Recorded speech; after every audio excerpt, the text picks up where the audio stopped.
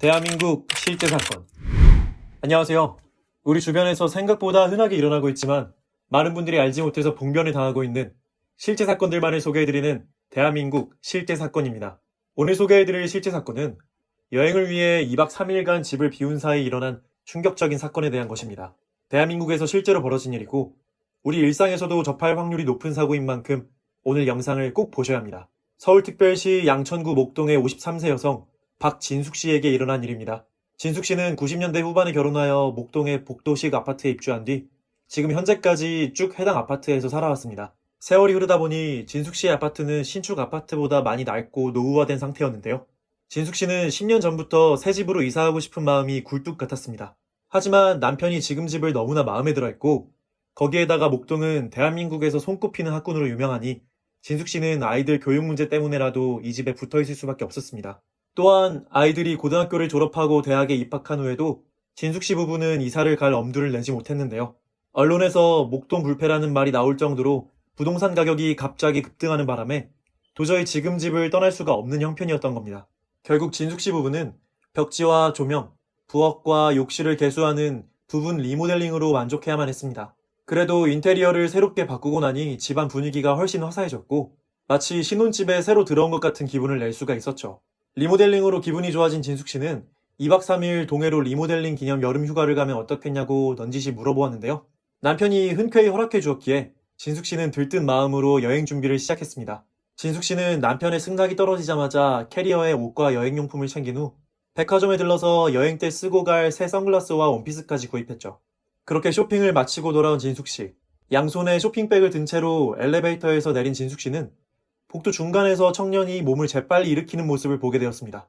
진숙 씨는 청년이 신발끈을 묶고 일어난 거겠지 하며 대수롭지 않게 여겼는데요.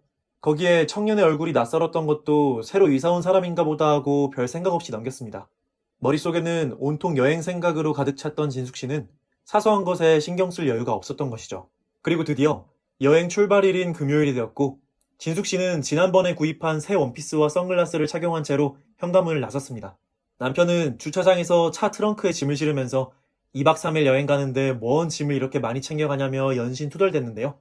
남편의 끝없는 잔소리에 지친 진숙 씨는 다 필요해서 가져온 거니 불평 그만하라고 말하며 남편의 등을 따끔하게 한 대 때려주었습니다.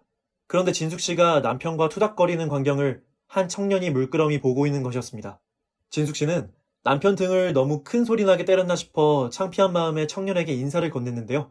청년은 시선을 피한 채로 인사를 받아주지도 않고 서둘러 자리를 뜨는 것이었습니다. 인사를 무시당한 진숙 씨는 민망한 마음에 요즘 젊은 사람들은 인사도 할 줄 모른다고 투덜거리며 차에 올랐습니다. 하지만 고대하던 여행을 떠나는 날이었기에 진숙 씨는 불쾌한 기억은 금세 잊고 신나는 기분으로 여행지로 출발했죠. 그렇게 진숙 씨는 넓은 바다가 내려다 보이는 전망 좋은 리조트에서 수영과 사우나, 해돋이 구경에 크루즈 탑승까지 이것저것 알차게 관광을 즐긴 후에 집으로 돌아왔습니다. 진숙 씨는 엘리베이터에서 내리는 순간까지 남편에게 여행지에서의 즐거웠던 경험을 제잘제잘 얘기했고 남편은 못 말린다는 양 고개를 절레절레 흔들며 도어락 비밀번호를 눌렀죠. 그런데 진숙 씨가 현관문을 열고 집으로 들어서고 나니 마치 남의 집에 온 것 마냥 위화감이 드는 것이었습니다. 진숙 씨는 의아해하며 거실로 발을 한 발자국 내딛었는데요. 그 순간 진숙 씨는 자기도 모르게 비명을 질렀고 남편 역시 그 자리에서 얼어붙고 말았습니다. 진숙 씨 집의 거실이 완전히 초토화가 되어 있었던 것입니다. 일단 구입한 지 얼마 안 된 대형 스마트 TV와 신형 에어컨이 온데간데 없이 사라져 있었고 TV 서랍장 문도 온통 열려 있었으며 그 내부의 물건들도 잔뜩 헤집어져 있었습니다. 예상치 못한 봉변의 현기증을 느낀 진숙 씨는 휘청거리는 걸음걸이로 집안 곳곳을 살펴보았는데요. 빠르게 집을 둘러보니 안방, 작은 방 할 것 없이 집안 전체가 엉망이 되어 있었습니다. 안방의 장롱문이 죄다 열려 있었고 진숙 씨의 예물함도 텅텅 빈 채로 바닥에 나뒹굴고 있었죠. 또한 진숙 씨가 애지중지하던 명품 브랜드 가방들도 하나도 남지 않은 상태였습니다. 남편 역시 고가의 전문가용 카메라와 렌즈들부터 컴퓨터의 전자제품들까지 모조리 없어졌다며 분통을 터뜨렸죠. 거기에 음악 매니아인 남편이 수집한 희귀 음반들과 거금을 들여 구축한 오디오 장비들까지 송두리째 사라져버린 것이었습니다.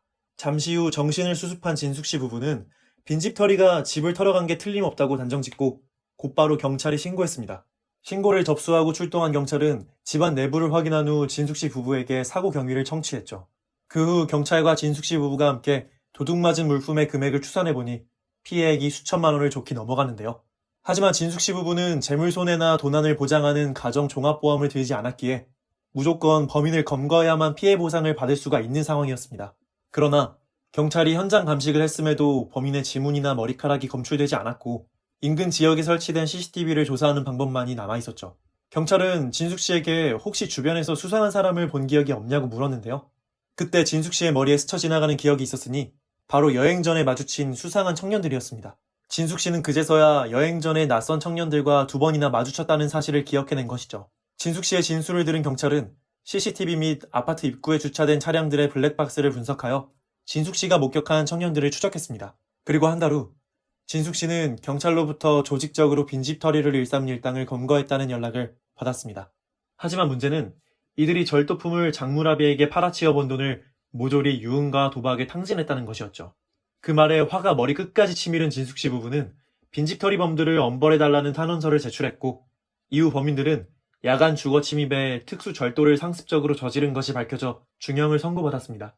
그러나 진숙씨 부부가 도둑맞은 물품들을 보상받을 길은 없었으니 결국 진숙씨 부부는 집안의 값비싼 물건들을 영영 잃게 된 것이었습니다.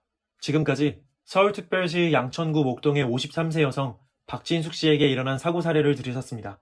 사실 우리나라는 카페에 휴대폰을 놓고 간다 해도 도둑을 맞지 않을 정도로 치안이 좋으니 평소에 사람들이 절도에 대해서 크게 의식하지 않고 있는 실정이죠.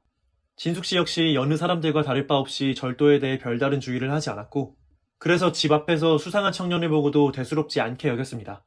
그러나 이 방심이 진숙씨에게 어마어마한 재산 피해를 야기하고 말았습니다. 경찰은 휴가철마다 빈집털이범을 주의할 것을 강조하는 언론 보도를 내곤 하죠. 경찰에 따르면 여름 휴가철에는 평소보다 빈집털이 범행이 20% 이상 증가한다고 하는데요. 진숙씨가 평소에 경찰의 경고와 예방교육에 귀를 기울였다면 이런 파국을 맞이하지는 않았을 겁니다. 그런데 여기서 짚고 넘어갈 부분이 있는데요. 진숙씨의 피해 사례에는 한 가지 의아한 점이 있었습니다. 진숙씨 부부의 아파트는 창문이 깨지거나 현관문이 파손되지 않은 상태였죠. 그렇다면 빈집털이범들은 어떻게 진숙씨의 집으로 침입할 수 있었던 걸까요? 지금부터 범인들의 수법을 상세히 설명드리도록 하겠습니다. 오늘 방송을 유심히 보신 분이라면 진숙씨가 여행을 떠나기 전 겪었던 이상한 사건에 주목하셨을 텐데요. 진숙씨는 여행 직전에 2번이나 수상한 청년들과 마주쳤죠. 그들이 바로 진숙씨의 집을 턴 범인들이었던 겁니다. 경찰이 그 범인들을 취조한 결과 밝혀진 사실에 따르면 그들은 범행 전에 사전 작업을 위해 진숙씨 집 앞을 서성거리고 있었다는군요. 범인들은 진숙씨의 아파트가 오래된 복도식 아파트이며 방범 설비가 열악하다는 점을 이용했고 범인들은 아파트 주민인 척하며 범행을 저지를 집을 물색했죠.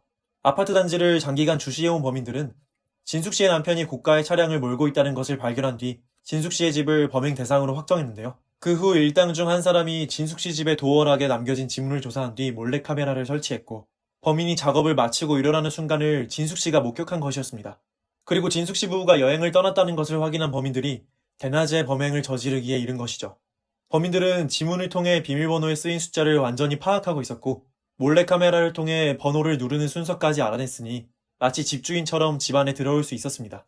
범인들은 장갑과 두건을 착용해 지문과 머리카락을 통한 추적을 방지했고 형광조끼를 입어 이삿짐 센터 직원을 가장하는 주도 면밀함을 발휘하기까지 했죠. 물론 경찰의 CCTV 추적 끝에 범인들이 모두 체포되기는 했으나 범인들은 이미 진숙씨 부부의 물품들을 모두 팔아치우고 유흥에 탕진해버린 뒤였습니다. 이미 절도를 당한 이상 진숙씨 부부가 절도품을 되찾을 확률은 희박했던 것이죠. 그렇다면 진숙씨의 사례와 같은 빈집털이 피해를 예방하기 위해서는 어떻게 해야 하는 걸까요? 경찰은 1년 중 도둑들이 가장 들끓는 시기가 여름 휴가철과 명절 연휴임을 강조하며 특히 7월, 8월 여름 휴가철을 주의하라고 말하고 있습니다. 그리고 빈집털이범들은 범행 대상으로 단독주택을 선호하지만 건축된 지 오래된 구식 아파트 또한 범행 대상으로 삼습니다. 1980년대에 건립된 복도식 아파트인데다가 저층에 위치한 진숙씨의 집은 범인들이 작업하기 딱 좋은 대상이었던 겁니다. 그러니 단독주택 혹은 구형 아파트에 거주하시는 시청자분들께서는 평상시에 빈집털이 범죄를 철저히 예방하실 필요가 있습니다. 우선 도어락을 사용하신다고 해서 절대 방심해서는 안 되며 주기적으로 도어락의 지문 흔적을 청소해야 합니다. 손바닥 터치 기능이 있는 도어락을 사용하시거나 지문 방지용 휴대폰 필름을 부착해서 도어락의 지문이 아예 묻지 않게 하는 것도 좋은 예방법입니다. 혹은 지문형 도어락을 설치함으로써 등록된 지문만으로만 문을 열 수 있게 하거나 IoT 기능을 통해 스마트폰으로 문을 열 수 있게 하는 것도 효과적인 대책이 될 수 있죠.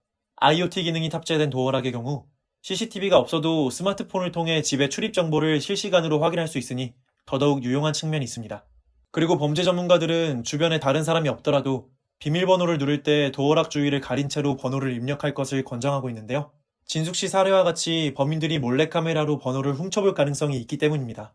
또한 주기적으로 도어락 비밀번호를 변경해 주시는 것도 빈집털이 예방에 큰 도움이 된다는 사실도 기억해 주세요.